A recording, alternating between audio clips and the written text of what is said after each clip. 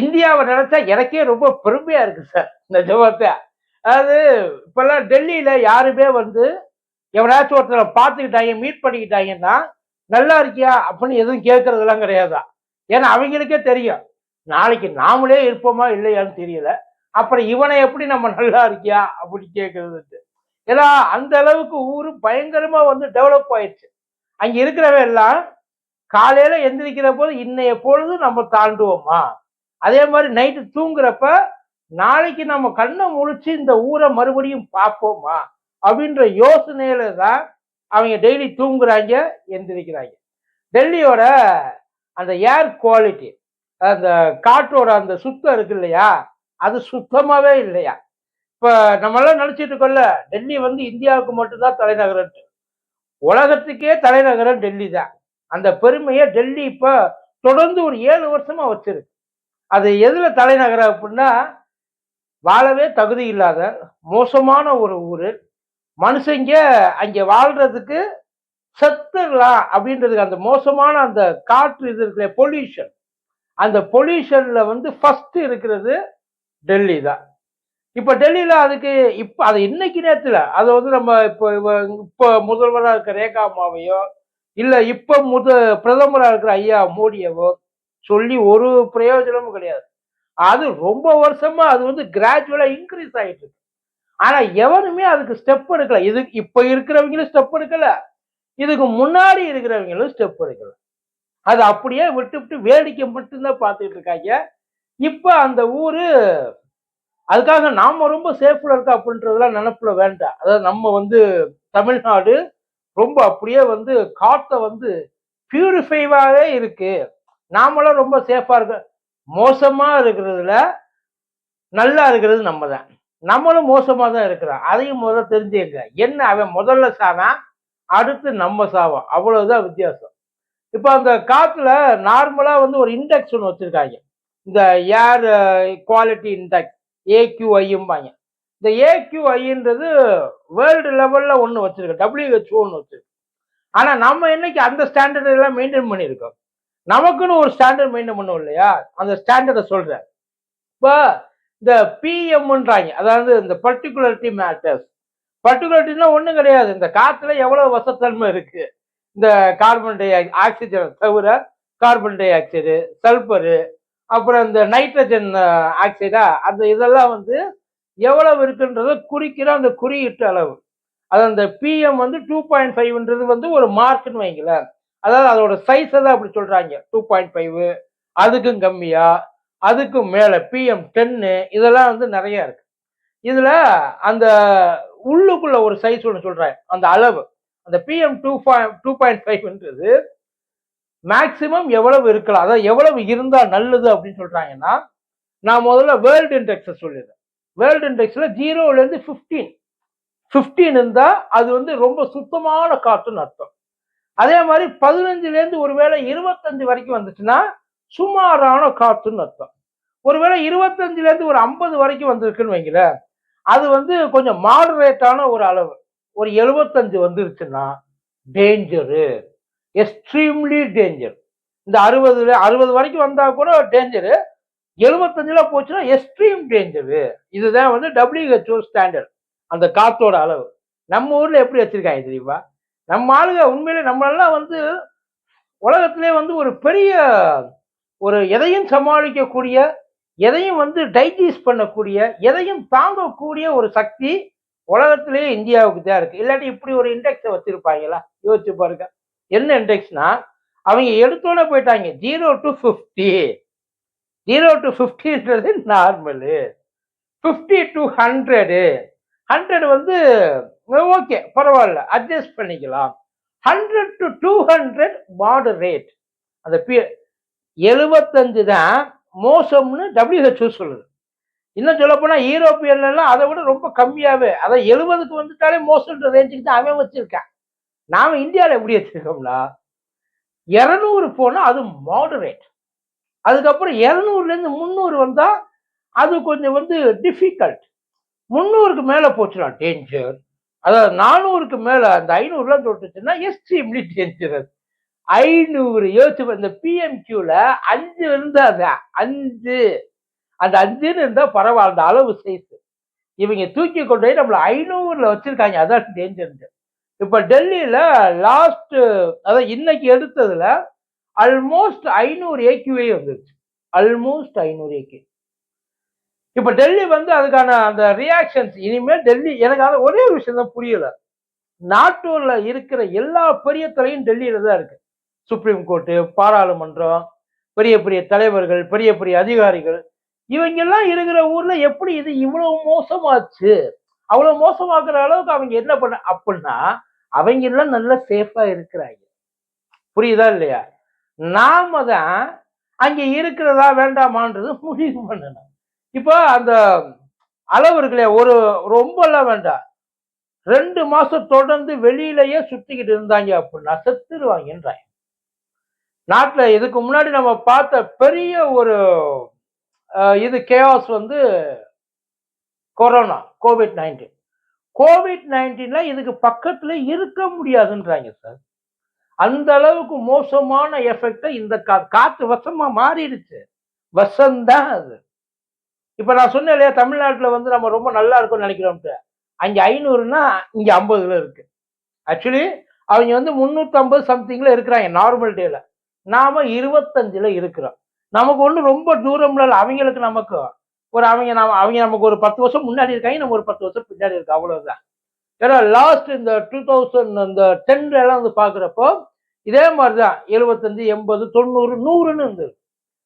இப்ப அது 500 தாண்டி போயிட்டு அடிச்சுக்கிட்டு இருக்கு. அதுக்காக மக்கள் இறங்கி போராடிட்டு இருக்காங்க. எதுக்கு?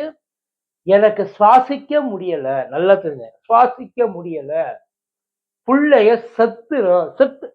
அதாவது 2023ல கிட்டத்தட்ட இந்தியாவில் நடந்த சாகுல 20%க்கு இந்த பொல்யூஷன் மூலியமா தான் செத்து இருக்காங்க அப்படின்னு சொல்லிட்டு ஒரு ஆய்வு ஒண்ணு சொல்லுது. அது மட்டும் இல்லாம வேர்ல்டுலயே இந்த பொல்யூட்டர்ல செத்து போறாங்க பாத்தீங்களா, அந்த பொல்யூட்டர்ல செத்து போறதுல 30% நம்ம தான் கான்ட்ரிபியூட் பண்றோம். இந்தியாவில் வெறும் டெல்லி மட்டும்தான் அந்த ரேஞ்சில் இருக்குன்னு நினைக்காதீங்க. டெல்லி, கொல்கத்தா, மும்பை, சென்னை, பெங்களூர் எல்லாமே வருது. எதுவுமே அதான் நம்ம சுவாசிக்கிற எதுவுமே சுத்தமான காத்து கிடையாது. சரி, இப்ப இந்த 300, 400 என்ன பண்ணும்? ஒண்ணும் பண்ணாது. உன்னையே கொஞ்சம் கொஞ்சமா சாவடிக்கும். அது நேரடியா என்ன ஆகும் பாத்தீங்கன்னா, இப்ப டெல்லியில பெஸ்ட் எக்ஸாம்பிள் இந்த ரெட் ஃபோர்ட் இருக்குல்ல, செங்கோட்டை. அந்த செங்கோட்டைன்னு ஏன் சொல்றா அப்படின்னா, அது முழுக்க முழுக்க செக்கச்சவேன்னு இருக்கா. அந்த செங்கோட்டை இப்ப கருங்கோட்டையா மாறிடுச்சு. ரெட் ஃபோர்ட் பிளாக் ஃபோர்ட்டா மாறிடுச்சு. பிளாக் ஃபோர்ட் என்ன பிரச்சனை, அந்த காத்துல இருக்க அந்த அழுக்கு இருக்கு இல்லையா, நம்ம சொல்றோமே இந்த ஆக்ரால வந்து பளிங்கு வந்து இதுவா போயிட்டு இருக்கு, அது கலர் போயிட்டு இருக்கு, கலர் மாறிட்டு இருக்கு, பழுப்பா மாறிட்டு இருக்கு. எதுக்கு காரணம்? என்ன காரணம்? எல்லாம் இந்த காத்து தான். இவங்க பண்ண வேலை. வெளியில இருந்து யாரும் வந்து அட்டாக் எல்லாம் பண்ணலப்பா. இது உள்ளுக்குள்ளேயே நமக்கு நாமே வச்சுக்கிட்ட சூனியம். நம்ம எல்லாரையும் சேர்த்துதான் சொல்றேன். இது எல்லாமே ஒண்ணு சேர்ந்து உள்ள வந்து இப்ப எவனையும் ஊருக்குள்ள இருக்க விடாம ஆக்குது. காலி பண்ணிட்டு போங்கடாங்குது. போக முடியுமா? டெல்லிக்கு வந்த ஒரு டெக்கி லண்டன்ல இருந்து வந்தவன் என்ன பண்ணிருக்கான், டெல்லி எனக்கு மோசம்னு தெரியும், நான் டெல்லியில தான் படிச்சேன் வளர்ந்தேன், ஆனா இவ்வளவு மோசமா இருக்குன்றது எனக்கு தெரியாது, எனக்கு அந்த லங்ஸுக்குள்ள ஊசியை வச்சு குத்துற மாதிரி சுருக்குங்குது, என்னால அந்த டஸ்ட் இருக்கு இல்லையா, காத்துல இருக்க அந்த அழுக்கு இருக்கு இல்லையா, அந்த டாக்ஸிக் இருக்கு இல்லையா, அந்த டாக்ஸிக்கை என்னால டேஸ்ட் பண்ண முடியுது, ஸ்மெல் பண்ண முடியுதுன்றான். சொல்லிட்டு ஓடிட்டான். நான் மறுபடியும் லண்டனுக்கு, இனிமே நான் இந்தியா பக்கமே வர மாட்டேன்னு ஓடிட்டான். இப்ப இருக்கிறவங்க எல்லாம் செலவு பண்றாங்க. அதாவது நாங்க இதை வந்து பயங்கரமா வந்து பாக்குற அந்த ஸ்மோக் கன் எல்லாம் வச்சு நாங்க வந்து தண்ணியை பீச்சி அடிக்கிறோம். அப்புறம் வந்து அந்த கிளவுட் சீடிங் எல்லாம் பண்றோம். அந்த கிளவுட் சீடிங் பண்ணா காத்துல உள்ள அந்த ஈரப்பதத்தை கொஞ்சம் அதிகமாக்கி அதை கொஞ்சம் அதெல்லாம் வந்துச்சுன்னா இதுவாயிடுமா. ஆனா அதை ஏத்துக்கிறதுக்கான ஈரப்பதம், நேச்சுரலான ஈரப்பதம் கொஞ்ச நாள் இருக்கணும்ன்றாங்க, ஒரு 30%. ஆனா 50% கீழே தான் அது இருக்கு. அதனால அந்த சிஸ்டமும் ஃபெயிலியர் இருக்கும். இப்ப என்டையர் டெல்லிய ஒரு என்ன சொல்ல, ஒரு பெரிய அந்த சவக்கடங்கு மாதிரிதான் கிடக்கு. எப்ப சாவான், நமக்கு எப்ப சாவு வருன்றது யாருமே இதுல ரொம்ப உண்மையில ரொம்ப பாதிக்கப்படுறது குழந்தைங்க. இப்ப டெல்லியில என்ன சொல்லியிருக்காங்க, எல்லாத்தையும் மூடு. அதாவது இப்ப டெல்லி கிட்டத்தட்ட வந்து ஒரு லாக்டவுன் சிச்சுவேஷன்ல தான் இருக்கு. ஆனா இதை பத்தி யாருமே வெளியில எங்கேயுமே பேச மாட்டாங்க சார். இன்னைக்கு டெல்லிக்கு வந்தது நாளைக்கு கொல்கத்தாவுக்கு வரும், கொல்கத்தாவுக்கு வரும் மும்பை வரும், மும்பைக்கு வரும் பெங்களூருக்கு வரும், பெங்களூருக்கு வரும் சென்னைக்கு வரும். டைம் எடுக்குமே தவிர, பட் இதுதான் ப்ராசஸ். அவன் முழு நேரமும் மாஸ்கோட, நார்மல் மாஸ்க் கிடையாது, ஆக்சிஜன் மாஸ்கோட தான் சுத்துற வேண்டிய ஒரு சூழ்நிலை கூடிய சீக்கிரம் இந்தியாவுல வரப்போகுது. அப்படித்தான் அத்தனை பேர் அலைய போறாங்க. டெல்லியில யாரும் வெளியே வராதுன்ட்டாங்களா? அதாவது 50% மட்டும் ஒர்க் இருந்தா போதும், ஸ்கூல்ஸ் எல்லாம் நீ வந்து ஆன்லைன்ல நடத்து, வெளியில தெரிய வேண்டாம், சம்பந்தம் இல்லாம வியாபாரம் எப்படி நடக்கும்? அதாவது ஒரு தொழில் பண்றவன், ஒரு வேலைக்கு போறவன், அதாவது இப்போ ஒரு ஐடி வேலை பார்க்குறவன் வீட்டுக்குள்ள உட்காந்து வேலை பார்க்கலாம். ஒரு மேனுவல் ஒர்க் பார்க்குறவன் டீ கடை வைக்கணும், ஹோட்டல் வைக்கணும், இல்ல கன்ஸ்ட்ரக்ஷன் ஒர்க் பண்ண, அவங்க எல்லாம் என்ன பண்ணுவாங்க? வெறும் மாஸ்கை போட்டு பிரயோஜனமே இல்லைன்னு சொல்லிட்டு டெல்லி ஹைகோர்ட் சொல்லியிருக்கு. நீங்க மக்களை ஏமாத்துறீங்க, இது சரியில்லை. இத இப்போ எப்படி இதை கையாள போறாங்க, இதை என்ன பண்ண முடியும்? மேஜர் காரணம் என்னன்னு கேட்டீங்கன்னா வெஹிக்கிள்ன்றாங்க. இது கொஞ்சம் கொஞ்சமா இப்ப அதுலயும் இந்த பனிக்காலத்துல தான் ஏகப்பட்ட பிரச்சனை. ஏன்னா இந்த பனிக்காலத்துல என்ன பிரச்சனை, அதாவது காட்ஸ் கிரேஸ், அதாவது உண்மையில கடவுளோட அருள், ஏதோ ஒரு விஷயம் தென்னிந்தியாவை காப்பாத்திட்டு கடலோரமா இருக்கிறதுனால இந்த காத்து, இந்த வெப்பம் அதிகமா இருக்குன்ற பார்த்தீங்களா, அந்த வெப்பம் அதிகமா இருக்கிறது ஒரு வகையில நல்லது. ஏன்னா குளிர் காலத்துல இந்த அழுக்கு மாலிக்குள் எதுவுமே வெளியில போக மாட்டேங்குதா, உள்ளுக்குள்ளேயே கடந்து சுத்திட்டு அதுதான் உடம்புக்குள்ள போகுதான். நமக்கு எந்நேரமும் வெயில் அடிக்கிற ஒரே ஒரு காரணத்தினால இந்த கடல் காத்து இருக்கிறதுனால அது ஸ்வீப் பண்ணிட்டு போயிடுது அந்த பக்கம். அதுதான் உள்ளது. சரி, இது உள்ள போயிட்டு என்ன பண்ணும்? இருக்கிற எல்லா உறுப்பையும் டேமேஜ் பண்ணும். எல்லா உறுப்பையும் டேமேஜ் பண்ணும். லங்ஸ், ஹார்ட், கிட்னி, பிரெயின், உடம்புல என்னென்ன ஒர்க், இது எல்லாம் போயிட்டு அந்த டிஷ்யூல போயிட்டு உட்கார்ந்துட்டு இஷ்யூவை கலப்பி விட்டுரும். டிஷ்யூ வந்து டேமேஜ் ஆயிடும். டேமேஜ் ஆகிறப்ப என்ன ஆகும்னா முதல்ல பாதிக்கப்படுறது மூச்சு. வெளியில போனா கண் எரிச்சல், ஃபர்ஸ்ட் இது வந்து கண் எரிச்சல். அதுக்கப்புறம் மூச்சு விட முடியாம போய் உட்கார்ந்து இருக்குன்றாங்க. ஆஸ்துமா இருக்கிறவன், லங் டிசீஸ் இருக்கிறவன், அவெல்லாம் வந்து காலி, அவ்வளவுதான், முடிஞ்சு போச்சு. இப்பேற்பட்ட சூழ்நிலை டெல்லியில இருக்கு. அங்கே போராடிட்டு இருக்காங்க, வருஷ கணக்கா போராடிட்டு இருக்காங்க. நீங்க டெல்லி ஏர் பொல்யூஷன் ப்ரொடெஸ்ட்னு போட்டு பார்த்தீங்கன்னா தெரியும், வருஷ கணக்கா போராடிட்டு இருக்காங்க. வருஷ கணக்கா எதுவுமே இங்க சரியில்லை. அதை பத்தி எவனும் கவலையும் படல. எப்படி அப்ப இவங்க எல்லாம் வீட்டுக்குள்ள ஏர் பியூரிஃபையர் வச்சுட்டு உட்கார்ந்துக்கிட்டு இவங்க சந்தோஷமா இருக்கிறாங்க. எங்க போனாலும் அதோட, ஃபார் எக்ஸாம்பிள் இப்ப டெல்லியோட சிஎம் இருக்காங்கல்ல, ரேகா குப்தா, அவங்க கிட்டத்தட்ட வந்து ஒரு 6-7 லட்சம் ரூபாய்க்கு அவங்க ஆபீஸ்ல மட்டுமே பியூரிஃபையர், ஏர் பியூரிஃபையர் வாங்கி வச்சுட்டு உட்கார்ந்து இருக்காங்க. எல்லா வீட்டுலயும் 8 லட்சம் ரூபாய்க்கு ஏர் பியூரிஃபையர் வாங்கிட்டு உட்கார்ந்து இருக்க முடியுமா? யோசிச்சு பாருங்க. இப்ப அந்த ப்ரொடெஸ்ட் இதுக்கு என்ன பதில் சொல்ல போறாங்க? காத்து இப்ப காஸ்ட்லியா மாறிடுச்சு சார்.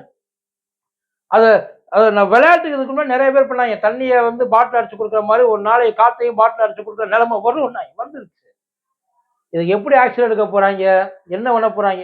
நமக்கு இதெல்லாம் வந்து ஒரு பாடம், அதாவது மணி அடிக்கலையா டொயின்ட்டு, அந்த மாதிரி ஒரு ரெட் அலர்ட். இது நாமளும் ஒழுங்கா இருந்தா உண்டு, இல்லை அப்படின்னா கடைசியில நாமளும் நம்மளை பத்தி எவ்வளவு சொத்தம் பேசிட்டு இருப்பான். தமிழ்நாடு பாருங்க, காத்து இல்லாம அது மாட்டுக்கு சுடு காடா மாறிக்கிட்டு இருக்கு, அவன் செத்துக்கிட்டு இருக்கான், நாளைக்கு யார் சாவன்னு தெரியாது, அப்படித்தான் போகும் நிலைமை. இதை காப்பாத்திக்கிறதுக்கு என்ன வழி அப்படின்றத உடனடியா முடிஞ்ச வரைக்கும் ஆக்ஷனை இப்பவே எடுத்தா நாம கொஞ்ச நாள் எக்ஸ்ட்ரா வாழலாம். இந்த டெல்லியில இருக்கிறவங்களோட இதனால என்ன ஆகுது, 300-400 சொல்ற இல்லைங்களா பாயிண்ட், இதனால என்ன ஆகுதுன்னா ஒவ்வொருத்த வாழ்க்கையிலையும் 10-10 வருஷம் குறையும். 10 years. 60 வயசு வாழ வேண்டியவன் 50 வயசு தான் வாழ்றான். நாமெல்லாம் ஏற்கனவே 50 வயசு தான். நம்மளோட நிலைமையெல்லாம் கொஞ்சம் யோசிச்சு பாருங்க. நன்றி.